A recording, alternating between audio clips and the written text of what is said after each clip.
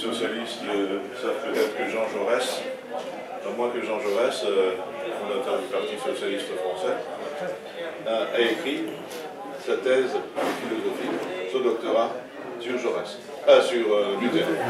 Sur Luther, les nouveaux linéaments du socialisme allemand chez Luther, chez Kant, Fichte et Willy Brandt, enfin, la même thèse, ça je l'ai découvert quand j'avais déjà terminé tout ça. Et même Pasolini, des gens comme Pasolini, le fameux metteur en scène, il a écrit un livre qui s'appelle les Lettres luthériennes.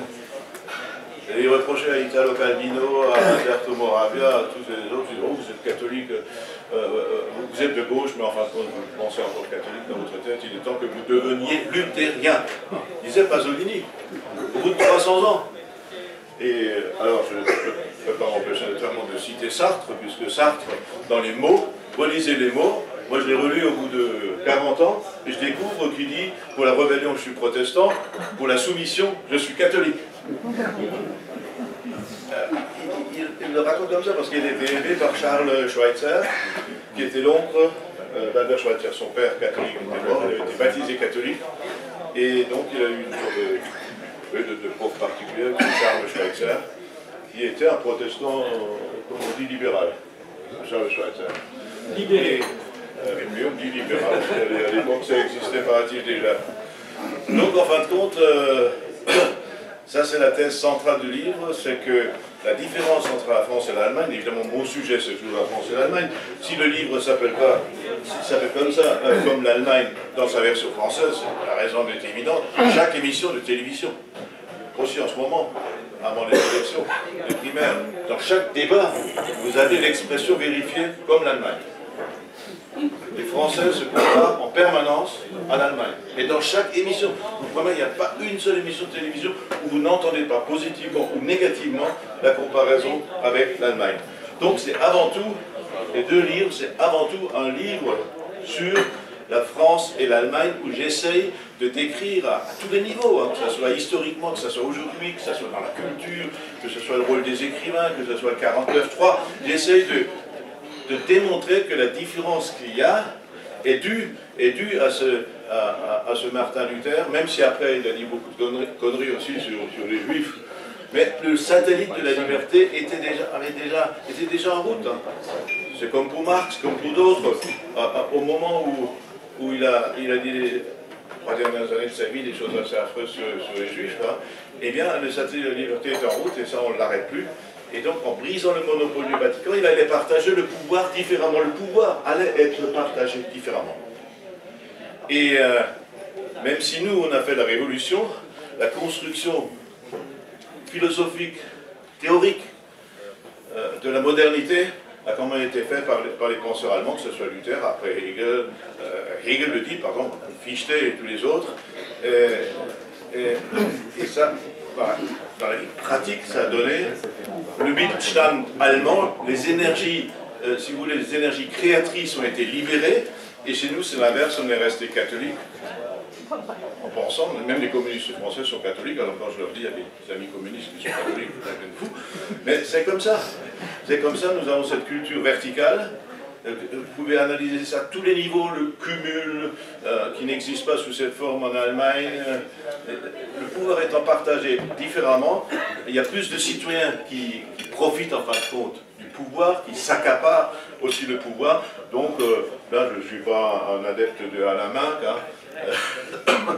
Mais bon, dans son petit livre, quand il dit vive l'Allemagne, il dit l'Allemagne est actuellement le pays le plus démocratique d'Europe. Et si on prend comme critère le partage du pouvoir, je vais aussi vous donner dans mon propre métier, la télévision, ou la radio, ou le journalisme. J'essaie de le démontrer en fin de compte modestement dans ces deux livres, en faisant aussi des références aussi bien à Montesquieu, qui quand même, quand il a traversé l'Allemagne avant la Révolution française, il a inventé le concept de république fédérative. République fédérative. Hein. Et après, de l'esprit des lois, quand il a fait la fameuse séparation entre le législatif, l'exécutif et le judiciaire, ben c'était avant la Révolution française. On retrouve cette pensée dans la Révolution française. Montaigne, c'est pareil. Montaigne, je peux vous dire que, comme je connais aussi Hollande, je lui ai envoyé le voyage de Montaigne en Italie via la Suisse et l'Allemagne, c'est aussi très intéressant. Là, c'est le chapitre, parfois c'est presque du cabaret, des vacances de M. Hollande. En allusion aux vacances de M. Hulot, parce que comme vous le savez, le président de la République demande à ses ministres de rester à Paris le plus près possible, de revenir le plus vite possible à Paris. Il faut le retour à Paris en deux minutes. Hein. C'est aberrant, alors qu'il devrait leur dire allez dans chacun des ministres dans un des pays de l'Union européenne pour voir comment ça se passe. C'est l'inverse. Hein. Bon, Hollande, il connaît l'histoire. Hein. Vous vous souvenez de Napoléon, quand il est revenu de Russie, il y a eu un petit coup d'État à Paris, général Mallet. Alors Napoléon a dicté à Caulaincourt, son secrétaire, à la France c'est comme les femmes, il ne faut jamais s'en éloigner trop loin. Hein. Et j'ai expliqué tout ça à Hollande, hein, ça va servir à grand chose pour l'instant. Et quand j'avais invité Jacques Lang, à l'époque ministre à Baden-Baden dans une émission de télévision, je n'oublierai jamais, je suis allé le chercher au Européen Jabot. Et puis alors il vient vers moi, direct, et puis soudain, hop là, il tourne à droite, il y avait un groupe d'Africains là à gauche. Bon, au bout de 5 minutes, il vient, M. Martin, c'était le président du Cameroun. Prends ton temps. Et lui, il m'a expliqué qu'il met chaque année 15 jours à Baden-Baden, au terme, pour se refaire une santé, mais il emmène aussi son opposition, hein, disait le président du Cameroun de l'époque, parce que s'il n'emmène pas l'opposition à Baden-Baden, en revenant au Cameroun, il ne sera plus président du Cameroun. C'est logique. Donc vous voyez, là je dis ça un peu à tort et à travers. Et pour expliquer tout ça, alors c'est un livre assez complet, donc j'essaie d'être le plus complet possible sur les relations franco-allemandes. Je parle aussi de ce problème du terrorisme, c'est évident qu'il y a 400 chapitres sur l'islam et le christianisme. Comment traiter ce sujet, qui est devenu d'une actualité brûlante. Et là je rappelle un petit épisode, parce que je lutte aussi en permanence pour une faculté de théologie musulmane depuis très très longtemps, comme il en existe déjà 5 en Allemagne, et je rappelle l'épisode c'était il y a 20 ans, j'avais une petite chronique dans le Strasbourg Magazine, les Strasbourgeois s'en souviennent peut-être, ça s'appelait L'Addition, où je m'en prenais un peu à tout le monde.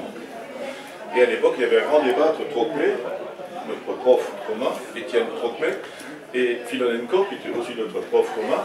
Trocmé était pour la faculté de théologie musulmane, avec un argument évident, il faut des experts, il faut des théologiens qui critiquent le texte, puisque le texte a été écrit par les hommes, donc il faut y aller, et puis sans hésiter. Et Filonenko était contre, il ne voulait pas de faculté de théologie musulmane. Ça s'est terminé par un procès énorme, parce que Ries était à l'époque pas maire, mais directeur de la publication. Filonenko voulait 70 000 francs à l'époque de dommages et intérêts pour diffamation. Et bon, ça fait toute une histoire, il a perdu son procès. Mais tout ça, ça remonte maintenant dans l'actualité, sans qu'une décision ait été prise. Puisque il ne suffit pas de tirer, je viens de lire dans Le Monde, comment tuer les djihadistes, que François Hollande donc donne de temps en temps l'ordre de tuer tel et tel djihadiste. Ça suffit pas, il faut faire la théologie, c'est évident. Puisque même chez les protestants, quand on faisait de la théologie, quand on venait d'un milieu piétiste de la Bedminster, on vous disait aussi, oh, si tu fais de la théologie, tu vas perdre la foi, hein, en classique. Hein. Les musulmans, c'est aussi comme ça. Je connais le responsable des musulmans allemands, enfin de cette organisation, Ayman Maïdek, et c'est pareil, il se fait tout le temps critiquer s'il essaye de défendre une approche plus théologique, une approche critique des textes. Et il y a beaucoup, vous connaissez sans doute Abdelou Bidar, lettre ouverte aux musulmans, une lettre extraordinaire, très très puissante, que je cite d'ailleurs. Et Abdelou Bidar, il y en a des dizaines du côté allemand. Bon, ça vient aussi parce que l'arrière-plan historique est différent. Hein. C'est évident que les Turcs, il y avait déjà un État turc, alors qu'il n'y avait pas encore d'État en Algérie, au Maroc, en Tunisie, au Libye. Donc voilà, je vais m'arrêter là. Peut-être pour l'écriture, j'ai écrit à peu près maintenant 25 livres. Certains sont traduits, certains ne sont pas traduits, certains existent uniquement en allemand, comme Leben Elsace, c'est donc une histoire de l'Alsace, mais écrite à travers des biographies d'allemand qui ont quelque chose à voir avec l'Alsace, que ce soit des ministres, des ouvriers, des femmes pasteurs, voilà. Ça, je ne l'ai pas traduit en français, c'est dans la perspective. Moi, j'ai, si vous voulez, deux satellites dans la tête, un satellite français et un satellite allemand, donc c'est en fonction du public. Le livre sur le Danube, Donautheim, ça existe aussi dans les deux langues. Et le Vagabond des frontières que tu as évoqué, c'est un roman. C'est un roman, Grenzvagabond. Il ne s'agit pas en fait de moi, il s'agit plutôt de mon père. Mon père était soldat français en 1939. Ensuite, il était incorporé dans la Wehrmacht en 1944. Il est mort en Pologne. Je ne l'ai jamais connu. Et je lui ai donc inventé une nouvelle vie où, dans les romans, il survit, il part en Amérique et tout ça. J'ai une sorte polonaise. Chaque fois, sur tous ces romans, je fais aussi des Hörspiele, ce qu'on appelle des Hörspiele. Hörspiele, c'est très particulier, parce qu'on ne connaît pas tellement la radio française. En France, on met simplement un comédien, on engage un comédien, on met un peu de musique, c'est fini. Le Hörspiel, c'est très très particulier. On prépare on peut te retrouver pour ce genre de Hörspiel. Oui, je vais te le dire après, parce que je connais même pas le prochain, ça va aussi sortir maintenant bientôt comme Hörspiel, mais ça sera diffusé au courant de l'année. Et par exemple, Raymond Queneau, tous ces gens que j'ai appris à connaître quand j'étais à Saarbrück, Georges Perec, Alain Beauprier, on va dire tout ça, ils venaient à Saarbrück faire des Hörspiel, parce que la France Culture, je ne sais pas pourquoi j'ai maintenant dit ça. Je sais pas. Donc, ce ne sont jamais des livres, même quand je les écris dans les deux langues. Donc auparavant, ça c'est un problème de traduction, des traducteurs ont traduit mes livres du français en allemand, comme le livre sur le Danube.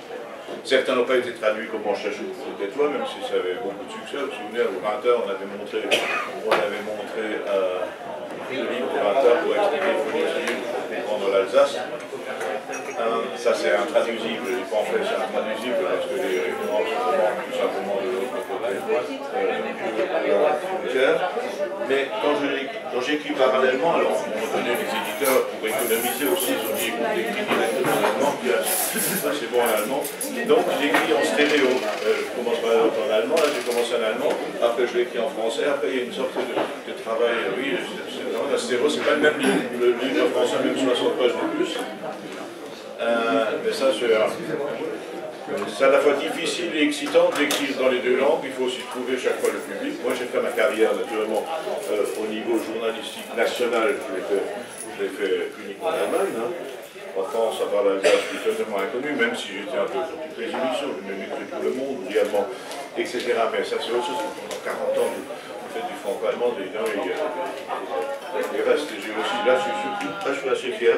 30 ans après la guerre, j'ai carrément fait le premier film selon le modèle artéen, 17 ans avant Arte. Printemps sur le Rhin, c'était le même film qui a passé à la ZDF et à France 2.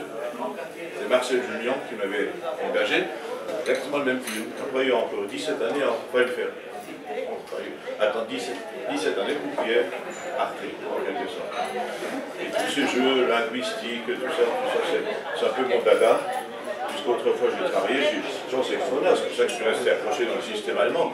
J'ai vu tout à l'heure en passant devant France Bleu, je me suis dit vraiment, là c'est carrément la préhistoire.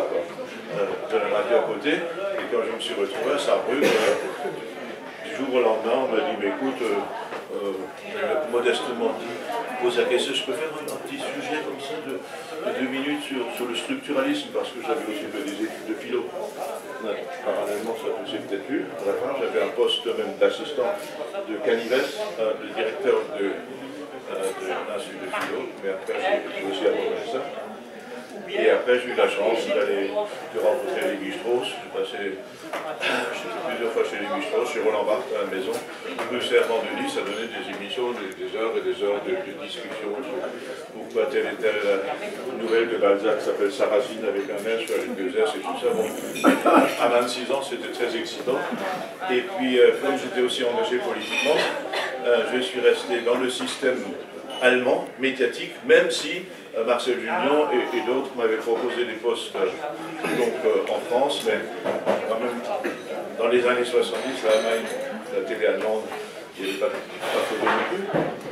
parce que c'était encore la voix de la France, de la télévision, et les Allemands voulaient prouver qu'ils étaient démocrates.